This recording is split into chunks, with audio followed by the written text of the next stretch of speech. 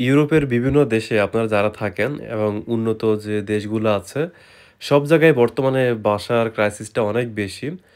কারণ এখানে family apartment পাওয়াটা অনেক কষ্টের। যদি আপনার অনেক টাকা-পয়সা থাকে সেক্ষেত্রে হচ্ছে আপনি পাবেন। কিন্তু মাসে ১,০০,০০০ ৳১,৫০,০০০ বাসা ভাড়া দিয়ে থাকাটা এটা আসলে অনেক কষ্টের। তো এখানে আমি একটা জিনিস হাইলাইট করার চেষ্টা করেছিলাম। আমি আপনাদেরকে দেখাবো যে এখানে যারা বাসা খোঁজে, হ্যাঁ? সেক্ষেত্রে হচ্ছে তারা আ বিভিন্ন ওয়েবসাইটে সার্চ করে।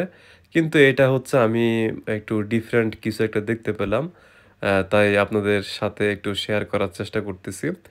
এখানে এটা জার্মান ভাষায় লেখা আছে যে এখানে তারা কি চাচ্ছে আমি আপনাদেরকে একটু পড়ে শোনাচ্ছি। এখানে লেখা আছে "Gesucht 3 Raum Wohnung. Mama mit 2 Kindern sucht in Potsdam, Eiche oder Golm eine Drei-Raum-Wohnung bis 1.000 € warm." মানে এখানে তারা হচ্ছে গেজুকড মানে হচ্ছে তারা খুঁজতেছে আ 3 রুম বনু মানে ৩ রুমের বাসা।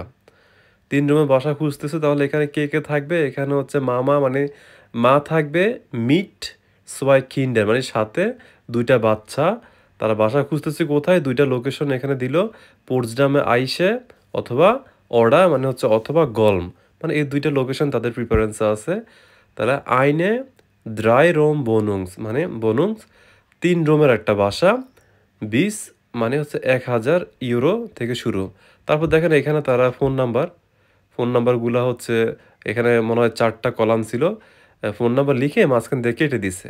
সাপোজ আপনার কাছে এরকম একটা অফার আছে। আপনি এখান থেকে এটা এভাবে কেটে নিবেন। কেটে নিয়ে নাম্বারটা সংগ্রহ করে তাদেরকে ফোন দিবেন। আর আমাদের দেশে কি করে? বড় করে হাইলাইট করে একটা নাম্বার লিখে রাখে, তাই না?